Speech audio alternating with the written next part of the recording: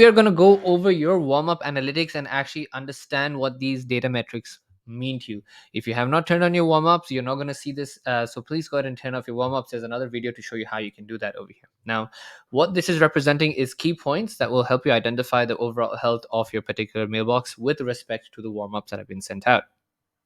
So let's start off from the top all the way to the bottom. The 219 over here is representing the total number of warm-up emails that have been sent from your mailbox to another mailbox within the warm-up network pool. 219 over here is representing in that other person's primary inbox where they landed. Did they actually land in the primary inbox? Did they land in the spam folder? Did they land in the random folder or the promotions folder? How do we know? It's because all these mailboxes are connected to Smartly. So we obviously have access to the folders that they have landed in, and as a result, we work towards it. Save from spam is a very interesting and unique feature that we have where if in the receiving person's mailbox, these particular mails landed in spam, what we will go ahead and do is actually pull it out from spam and push it into the primary inbox.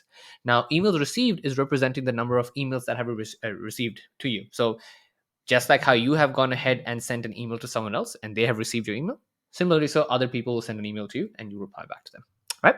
So the performance over here is simply doing a basic mathematical model that is based upon the last 7 days. All we do is check the number of messages that have been sent out in the past 7 days. Out of those messages, how many of those were rescued from spam? And how many of those rescued from spam divided by the number of messages sent is the percentage that we show over here. So this is reactive. This changes every single day, and you'll see it being very dynamic because we only work on a 7-day performance.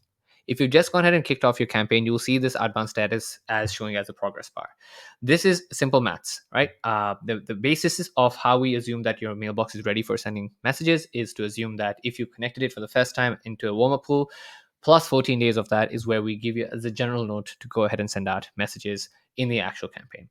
If you can afford it, we would obviously recommend to do almost 4 to 5 weeks if possible, but we understand most people don't have that. So 2 weeks is the datum line that we've seen. So that still works well and sustains a good reputation for your mailbox over a long time period. Now, we have these mailboxes that are showing the number of messages sent, which is 32, and the number of messages that have been replied to.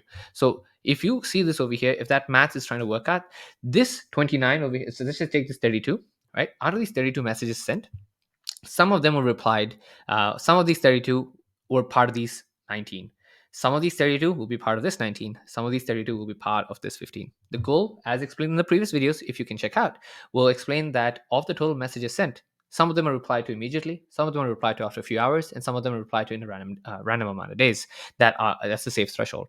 The whole premise over here is to ensure that you've got as humanized reply and sending rates as possible and behaviors as possible. The whole premise is to fool ESPs to assume that you're sending high value and high intent content and that are getting responded back to, as a result signaling that you are a good performer and you are someone who's trying to send out high value messages that is receivable to the other person itself.